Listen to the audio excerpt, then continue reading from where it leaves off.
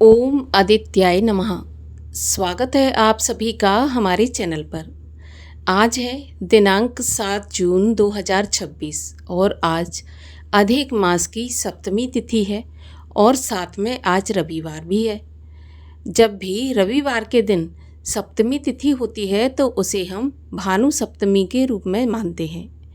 वैसे तो रविवार को सूर्य देव की पूजा करनी ही चाहिए। रविवार का दिन भगवान सूर्य देव को समर्पित होता है। लेकिन जब भी सप्तमी तिथि रविवार के दिन होती है तो ये दिन अत्यंत ही श्रेष्ठ हो जाता है। इस दिन सूर्य देव की पूजा आराधना करना चाहिए, सूर्य देव को अर्घ देना चाहिए और रविवार का व्रत भी रखा जाता है। ऐसा कहा जाता है कि सूर्य देव की पूजा करने से मान सम्मान पद प्रतिष्ठा में वृद्धि होती है, धन और संतान की प्राप्ति होती है।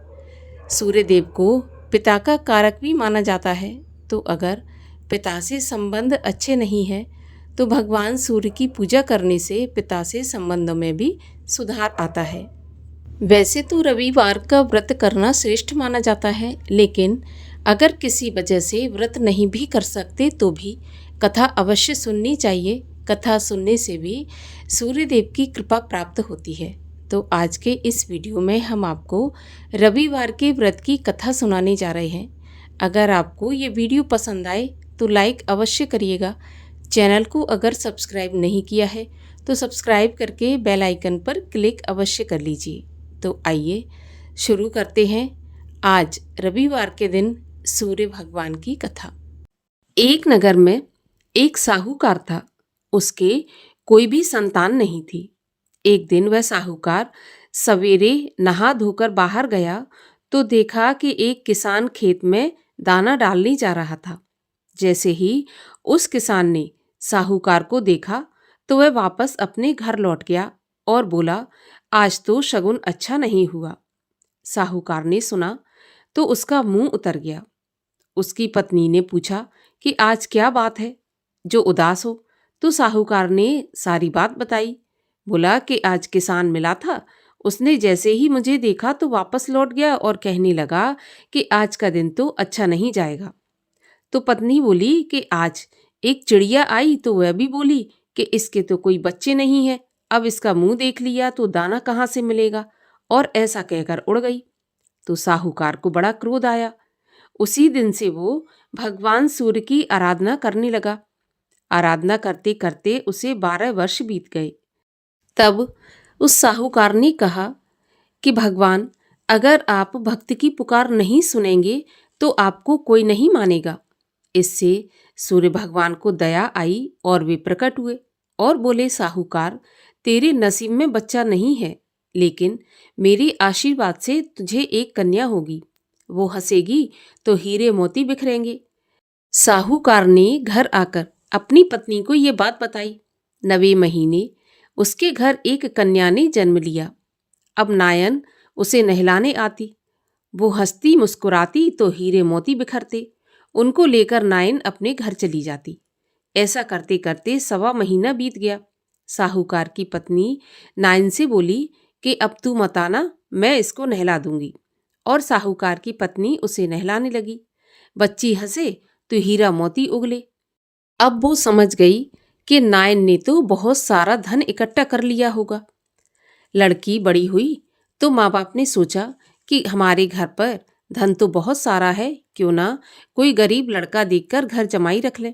तो उन्होंने एक गरीब लड़का ढूंढा, उसके साथ लड़की का ब्याह कर दिया। अब माँ दिन उगते ही बेटी को उठाने जाती और सुबह सुबह उसका मुंह देखती। तो लड़की का पति बोला कि अपने बीच सुबह सुबह ये माँ का क्या काम है, ये क्यों सुबह से आ जाती है। तो लड़की बोली, माँ का नियम है कि सुबह होते ही वह मेरा मुंह देखती है। दूसरे दिन वो सुबह उठा और उसका मुंह देखा तो उसके मुंह में से हीरे मोती बिखरे। अब वो समझ गया कि इसीलिए सासू माँ इसका मुंह पहले ही देख लेती हैं। थोड़ी देर बाद लड़की की माँ आई तो हीरे मोती नहीं मिले। माँ समझ गई कि जवाई राजा को पता चल गया है। माँ के मन में कपट आया। उसने एक आदमी को जमाई को जान से खत्म करने के लिए भेज दिया।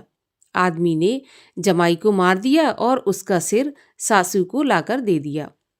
भगवान सूर्य ने देखा कि हमारी दी हुई कन्या का पति मार दिया गया। तो भगवान सूर्य मानव का रूप धारण करके भिक्षा मांगने गए और उस कन्या के पति का सिर लेकर आए। उसके अंग से सर को जोड़कर अमृत का एक छींटा मारा तो उसका पति उठकर बैठ गया और अपने घर को चल दिया। घर आया तो उसकी पत्नी ने पूछा कि आज पौष का रविवार है और मेरा नियम है कि दिन अस्त होने के पहले मैं खाना खा लेती हूँ, उसके बाद खाना नहीं खाती, फिर आप इतनी देर से क्यों आए? तो बोला, तेरी माँ ने मुझे मारने के लिए आदमी भेजा था और उसको सारी कहानी बता दी। बेटी बोली, अब हम यहाँ नहीं रहेंगे, जो मेरा सुहाग छीन ले वो मेरे किस काम का। बेटी अपने पति के साथ अपने घर में रहने लगी। उसके घर में सुख समृद्धि हो गई और माँ के धीरे धीरे दरिद्रता आ गई। हे सूर्य भगवान, जैसे आप उस बेटी पर प्रसन्न हुए वैसे सभी पर प्रसन्न होना। जो आपका ये व्रत करे, कथा पढ़े या सुने, उसकी सभी मनोकामना पूर्ण करना। बोलिए सूर्य भगवान की जय। एक बुढ़िया थी। उसका नियम था प्रत्येक रविवार को सवेरे ही स्नान आदि करके घर को गोबर से लीपकर फिर भोजन तैयार करके भगवान को भोग लगाकर स्वयं भोजन करती थी। भगवान की कृपा से उसका घर अनेक प्रकार के धन धान्य से परिपूर्ण था। घर में किसी प्रकार का विघ्न या दुख नहीं था। सब प्रकार से घर में आनंद रहता था। इस तरह कुछ दिन बीत जाने पर उसकी एक पड़ोसन, जिसकी गाय का गोबर वह बुढ़िया लाया करती थी, वह विचार करने लगी कि यह बुढ़िया सदा मेरी गाय का गोबर ले जाती है, इसलिए अपनी गाय को वह घर के भीतर बांधने लग गई। बुढ़िया को गोबर न मिलने से रविवार के दिन अपने घर को लीप नहीं सकी, इसलिए उसने ना तो भोजन बनाया, ना भगवान को भोग लगाया और स्वयं भी उसने भोजन नहीं किया। इस प्रकार उसने निराहार व्रत किया। अब रात्रि हो गई और वह भूखी ही सो गई। रात्रि में भगवान ने उसे स्वप्न दिया और भोजन ना बनाने तथा भोग ना लगाने का कारण पूछा। तो बुढ़िया ने गोबर ना मिलने का कारण सुनाया। तब भगवान ने कहा, माता, हम तुमको एक ऐसी गाय देते हैं जो सभी इच्छाएं पूर्ण करती है, क्योंकि तुम हमेशा रविवार को गाय के गोबर से घर लीपकर भोजन बनाकर मेरा भोग लगाकर खुद भोजन करती हो। इससे मैं बहुत प्रसन्न हूँ। मैं निर्धन को धन और बांझ स्त्रियों को पुत्र देकर उनके दुखों को दूर करता हूँ और अंत में मोक्ष प्रदान करता हूँ। स्वप्न में ऐसा वरदान देकर भगवान अंतर्ध्यान हो गए। प्रातःकाल जब वृद्धा की आंख खुली तो वह देखती है कि आंगन में एक अति सुंदर गाय और बछड़ा बंधे हुए हैं।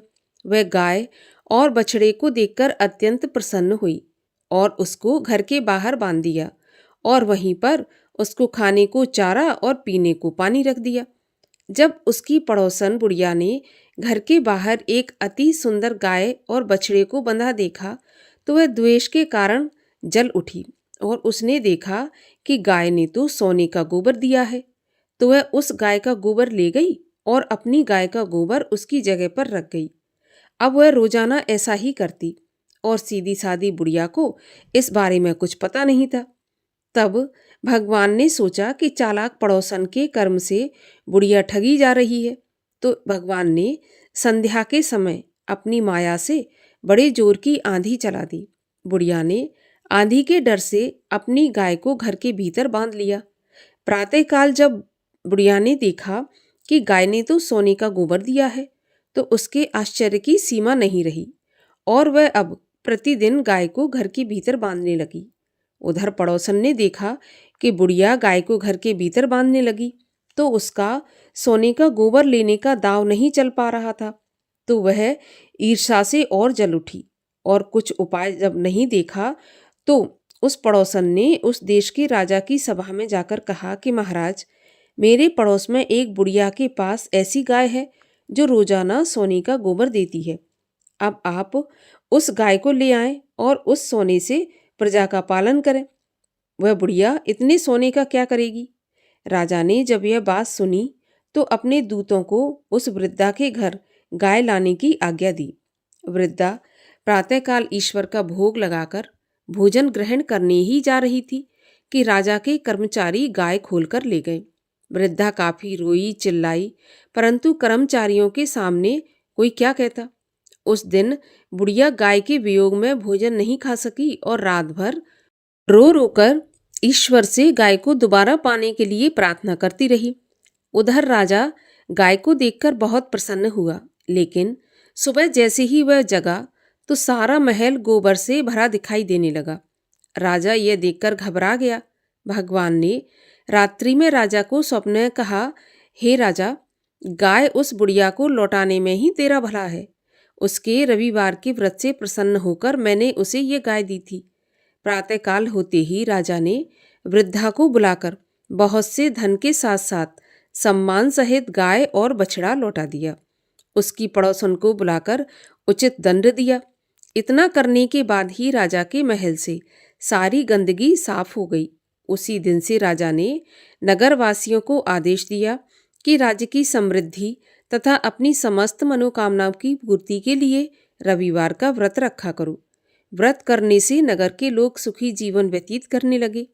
कोई भी बीमारी और प्रकृति का प्रकोप उस नगर पर नहीं होता था। सारी प्रजा सुख से रहने लगी। बोलिए सूर्य भगवान की जय। सूर्य भगवान की आरती। ओम जय सूर्य भगवान, जय हो दिनकर भगवान। जगत के नेत्र स्वरूपा, तुम हो त्रिगुण स्वरूपा। धरत सबहि तब ध्यान। ओम जय सूर्य भगवान। सारथी अरुण है प्रभु तुम, श्वेत कमल धारी। तुम चार भुजाधारी, अश्व है सात तुम्हारे। कोटि किरण पसारे, तुम हो देव महान। ओम जय सूर्य भगवान। उषा काल में जब तुम उदयाचल आते, सब तब दर्शन पाते। फैलाते उजियारा, जागत तब जग सारा। कर सब तब गुणगान। ओम जय सूर्य भगवान। संध्या में भुवनेश्वर अस्ताचल आते। गोधन तब घर आते। गोधूली वेला में हर घर हर आंगन में हो तब महिमा गान। ओम जय सूर्य भगवान। देव दनुज नर नारी, ऋषि मुनिवर भजते। आदित्य हृदय जपते, स्तोत्र ये मंगलकारी। इसकी है रचना न्यारी, दे नव जीवन दान। ओम जय सूर्य भगवान। तुम हो त्रिकाल रचयिता, तुम जग के आधार। महिमा तब अपरंपार, प्राणों का सिंचन करते। भक्तों को अपने देते, बल बुद्धि और ज्ञान। ओम जय सूर्य भगवान। भूचर जलचर खेचर, सब केहु प्राण तुम्ही। सब जीवों के प्राण तुम्ही।